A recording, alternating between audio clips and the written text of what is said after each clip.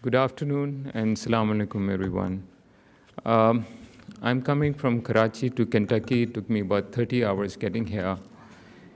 Um, and believe me, I'm still not jet lagged.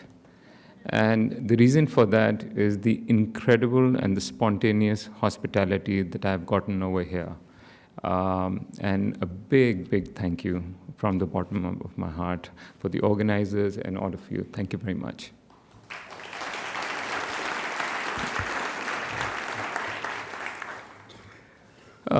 Karen, she spoke about the need for compassion in our society. I think we are all aware of the challenges which we are facing today as a global humanity on multiple fronts, be it global warming, deforestation, species extinction, ocean rising, epidemics, human displacements, conflicts, water stress, food shortages, glaciers, refugees, El Nino, non-communicable diseases, and the list goes on.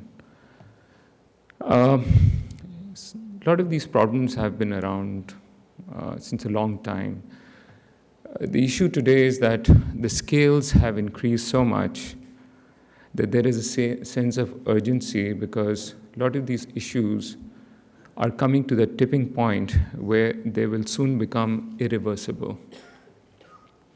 This is not like the 14th century plague where a quarter of a continent's population died and we were scratching our heads for a cure.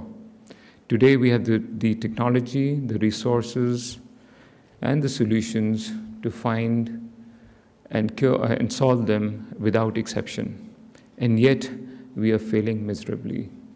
And there's one simple answer, that we have failed to evolve as a compassionate society globally. It's that simple. Each and every problem we can think about and you can dissect it, and at the root of it is that we are not being a compassionate society, be it as a nation, as a community, as a global society. Yes, we've had successes, but those successes have been only when the situation has reached a crisis level, like the Paris Agreement, which we had on global warming. It should have happened long time ago. Or efforts of certain individuals like Bill Gates or Warren Buffett that have put a dent on some of these issues. Or the solutions have simply become overwhelmingly easy because our resources have expanded, our technology has increased. So finding solution is not that big a deal, and it can be done. So we pat ourselves on the back for it. The scales have increased of these problems so much that no nation state, however big it is, cannot solve them in isolation. We need collaborative solutions. We like to think ourselves to be as global citizens. Just because I can buy something on Amazon, I can read online, and the news does not make me a global citizen. We look at our phone book, we look at our Facebook, you look at all our activities which we do, we are very much localized. It's within our community, within a specific vicinity of our jobs, schools, etc. So we really are not globalized citizens. Just because commerce has become global or news has become, information has become global, does not make us global citizens. We're not global. We're still very tribal in our ways. The reptilian side of our brain still dominates us. Globalization it's a very destabilizing experience. The changes and the uncertainty that brings with it, it breeds fear and insecurity. The world is becoming flat for just a few of us, not for everyone. While income disparities between nations is decreasing, but within nations, the gap is increasing between the haves and the haves not. Information age is actually a double-edged sword. It informs us, no doubt, but how much it enlightens us, I'm not sure. If anything, it reinforces our biasness. We see what we sieve. We are becoming more judgmental because we can selectively seek information that reinforces our beliefs. When was the last time anyone went on this talk show, saw one of these TV debates, and the person saying, gee, I never thought of that, that's a great point and I'm going to change my point. No, we're just there to just reinforce. And as Karen says, that we'd rather be right than be compassionate. And I think collectively I see that we are witnessing this willful and collective blindness on a global scale. These issues that are hovering just around the corner, we somehow are in our concrete jungles, in our comfort zones, and it's just not touching. I mean, these are emergencies on multiple fronts, and yet we are increasing our defense spendings, and we're still, so polarized communities. And this you see in US elections, you see in the Middle East conflicts, you see in India, you see in Pakistan, Turkey, Egypt, Israel, you name it, and it is there. We're becoming more and more polarized. And as Karen once said, there's no clash of civilization, but there's clash within civilizations that is taking place. And if anything, and if there's any clash, it's the clash of ignorance. And it's a great irony that in the so-called information age, our ignorance level is actually increased. The civil society movement, be it the Arab Spring, the Occupy Wall Street, the Anna Hazare movement in this India, the call for Sharia, these are all cries for justice, and which are faltering. All of these movements have really faltered. And hence we have this new breed of quick fix leaders. And trust me, Donald Trump is not the only leader. You look at all over the world, you look at the rightist leaders all over Europe that are propping up with these quick fix solutions. One example is Philippines, Rodrigo. I don't know if some of you might have heard him. He's he's running for the presidential race. Excuse me, my crudeness, but he's someone who runs death squads as the mayor. And his promise is that when I become the president, I'll be killing 100,000 criminals when I become the president. So that's his claim for fame.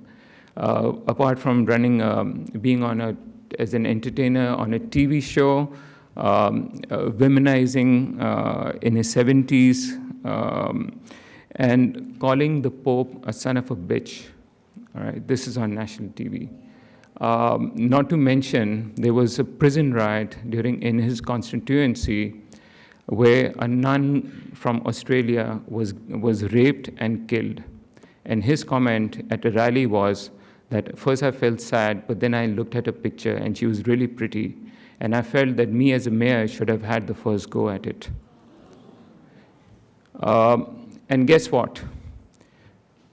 This gentleman, and by the way, in the next interview, he said I was not joking. I mean, he clarified. And this gentleman got elected as the president of Philippines. Okay? So, we can take these things very lightly, but there is something seriously going on, and I think we need to wake up and smell the coffee. We are all multidimensional human beings, but somehow we have compartmentalized ourselves into nationalism, capitalism, tribalism, ethnicities, religiosities. While some of these bind us as communities, but it also blinds us. And I think we are becoming more and more blind to each other. And we're losing out on our collective humanity, as Karen very aptly put it. Nation-state structures are industrial age constructs that have become outdated. We need to evolve as a globalized community, and our identities have to be transnational. We do not have a choice, trust me. If we keep on thumping our chest as under nationalistic banners, we are not going very far, trust me. I'm here as a business person. I'm a capitalist by profession and a socialist by heart. The reason why, I really thought about it, why should we businessmen should step up? I've been in a lot of track to diplomacies between countries. I've seen, be it the Israelis or in the Middle East, the Arabs, the Indians and the Pakistanis, diplomats, heads of states, etc. And there's so much baggage which governments, militaries, diplomats they have to stick to certain taglines. We businessmen, we do not have any of that baggage. We have the luxury to speak our minds out. What is our job description? We are problem solvers. That's what we do. Day in, day out, we go into our businesses and we solve problems. We are civil society leaders. We are respected within our societies. We are credible. We bring entrepreneurial skills to the table. We can take risks and we can think out of the box. And we can actually embrace failure. In the social sector especially, it's very, very risk averse, as some of you would know who work in the social sector. We love to fail and we love to learn from it. As Plato had said, those who are too smart to engage in politics are punished by being governed by those who are dumber.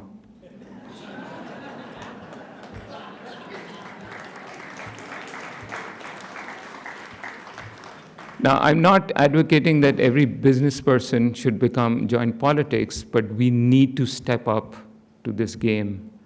We are civil society leaders, and you know what, like I said, the nation-state structures are diluting, and our so-called political leaders, even their powers are diluting. The only problem is if we step up, the civil society needs to step up and really take a very proactive approach in this thing. Let me, before I talk about the charter in Pakistan, I want to give a feel of how people see in Pakistan, what the context is over there. It's very different, and I would like to just say a few things. They say whatever you read about Pakistan is true, but then the opposite is also true. I'll just go over with a few slides, and I want to give this was during Ziaul Huq's time. Karen, you can see it in that thing. The Islamization came in. This was the unholy alliance between the US and the Pakistan military. Things like jihad is a violent thing we had never heard of. The only thing we heard was Jihadul Akbar, that was the struggle to make yourself as an individual. This jihad as a violent phenomena was not there. It was very alien to us. And then whipping and stuff like that started coming in. And for 10 years, we had this military rule that was there. And this is the Haqqani network. They were compared as the moral equivalent of our founding father by President Reagan at that time. And this is in 1985. And then there's a plane crash and Ziaul Huq dies. So 10 years of Islamization experiment suddenly comes to a halt. And guess what? Benazir Bhutto, coming from Oxford, a young lady, comes in and she sweeps the election. All right, a secular person talking about modernity, progress, a woman leader, she sweeps the election. So yes, we've had this Islamization process, but there's a big part within Pakistan society that is very, very progressive. The last 7 elections that we've had, we have these religious leaders who make a lot of noise, but if you see, more than 90% of the votes go to these secular parties. Pakistan, it's called the Islamic Republic of Pakistan. If you see, we have India, we have Iran, and we have Afghanistan on 3 sides. Both India has as many Muslim population as Pakistan. Afghanistan is about 97% Muslims, Iran close to 97% Muslims. Pakistan has had a very acrimonious relationship with all of these three Muslim-dominating countries. And guess what? The blue color on top is China. And with China, we've had last 60 years as close relationship as one can possibly think about, okay? And it is irony that, we think that Islamic Republic of Pakistan, these ideologues, have had a troubled relationship with all its neighbors except the Chinese. I mean, they are not even people of the book. We as Muslims recognize the people of the book, they're not. So, despite of the ideology, the reality on the ground is quite different. This question that always comes up, why do they hate us? And here I'd like to play a brief video. Can you put on the video, please? We also have a history of kind of moving in and out of Pakistan. I mean, let's remember here, the people we are fighting today, we funded 20 years ago. And we did it because we were locked in this struggle with the Soviet Union. They invaded Afghanistan, and we did not want to see them control Central Asia. And we went to work. And it was President Reagan, in partnership with the Congress, led by Democrats, who said, you know what, sounds like a pretty good idea. Let's deal with the ISI and the Pakistani military, and let's go recruit these mujahideen. And let's get some to come from Saudi Arabia and other places, importing their Wahhabi brand of Islam so that we can go beat the Soviet Union. And guess what? They retreated. They lost billions of dollars, and it led to the collapse of the Soviet Union. So there's a very strong argument, which is, wasn't a bad investment to end the Soviet Union, but let's be careful what we sow because we will harvest. So we then left Pakistan. We said, okay, fine, you deal with the stingers that we've left all over your country. You deal with the mines that are along the border. And by the way, we don't want to have anything to do with you. In fact, we're sanctioning you. So we stopped dealing with the Pakistani military and with ISI, and we now are making up for a lot of lost time. Okay. So I think a very important thing I want to say is that when the Pew survey that takes place, it asks, please tell me if you have a very favorable, somewhat unfavorable, or very unfavorable opinion of the United States. This is the survey that is conducted. Now you tell me, if you're living in Pakistan and if you've gone through this, would you have a favorable impression about the United States? And remember, when we say United States, from the Pakistan context, it is the US government. It is the US military. They don't see US people, right? They don't come here, you guys don't go over there. Their only view is when the army generals or the politicians or the congressmen, they like come over there. So when they say unfavorable, I will be the first one to put a tick. I have a very unfavorable view of the US government. But that does not mean we hate people of the United States. Because if you hate, then it connotates some kind of an ideology that why do they hate us? Because if you start asking why do they hate us, you stop asking questions. If the question was, why are these guys so pissed off with us, right? And then you start asking questions. Maybe there's something. But if you say hate, you shut the door immediately, and there is no dialogue, there is no discourse whatsoever. I'm running late on time. I need to rush it really fast. I'm sorry. Pakistan, the most dangerous nation, it was classified, but also it was the world's bravest nation. We've gone through hell and back. We've had over 70,000 people that have died in these terrorist attacks. We've had floods, we've had earthquakes. $100 billion has been the economic loss post 9/11. And we continue to pay, and yet we are blamed for not doing enough, for being ideologues, for being terrorists, et cetera, et cetera. I will kind of skip that and will not play that. Just on this thing, I just want to say, as Henry Kissinger has once said, to be enemies of America is dangerous, but to be friends of America is fatal. And this is Henry Kissinger. You can look it up. Charter for Compassion. I'll just take, John, just a few minutes. I'll just try and rush this through. Charter for Compassion, Pakistan. I'll just go through this thing. We had launched this about 5 years ago. We have various initiatives, Compassion Community Network, where we bring in, we go into schools of underserved communities. We do arts competition, et cetera, et cetera. I'll just rush this through. You guys will get a feel. This was the Compassionate Karachi campaign. We got 400,000 views. We had done a play for all the schools, Compassionate Karachi. We went to about 400 schools. People signed up their vision of Compassionate Karachi.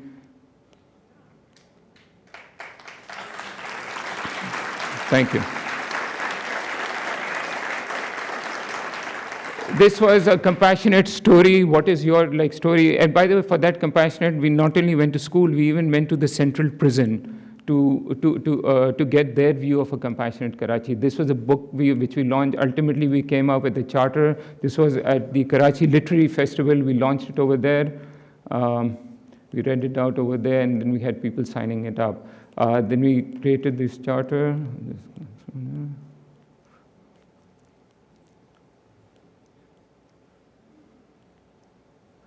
This was the declaration. Salman, some of you might notice, he played for us. Then after the charter, we went for a 1 million signature campaign. We went to all the schools. We gave them this charter, Compassionate Karachi Charter, that was based on the original charter. Then this was the 1 million signature campaign.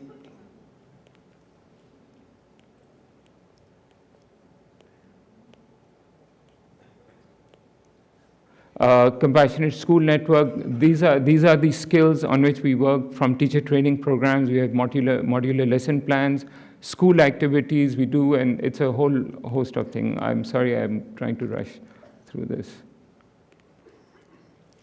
Partnership and engagement. This is another project which is called Collaborative Libraries. So we go into these underserved communities in these schools.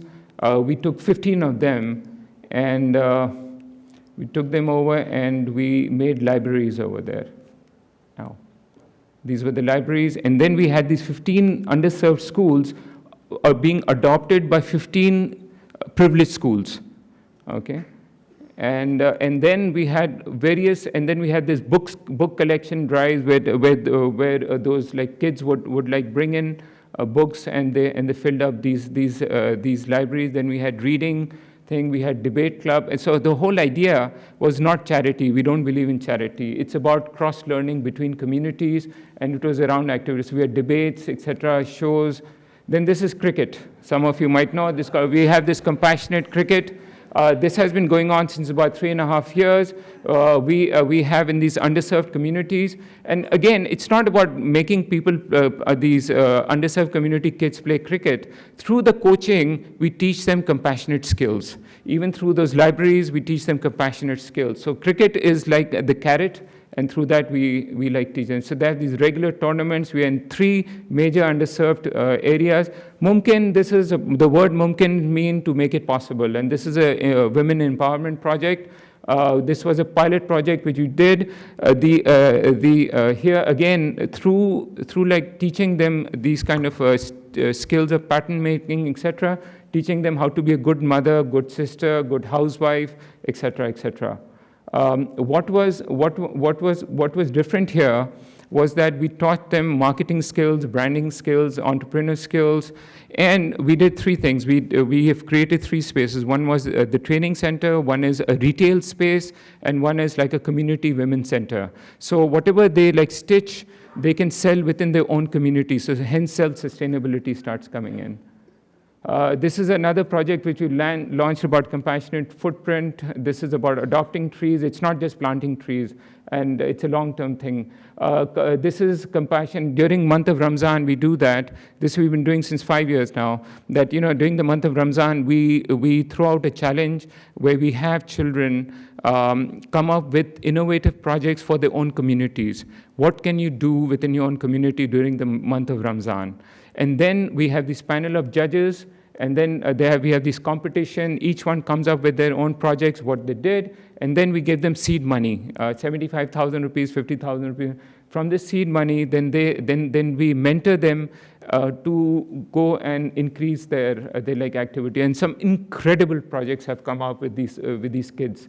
They do. This was another project which we did. The USAID had built some schools. They're building the schools. We have taken over this school, and Karen has been very excited about that. This is under a 10-year contract. We have taken these schools, and we will be running them as compassionate schools in the rural areas of Pakistan.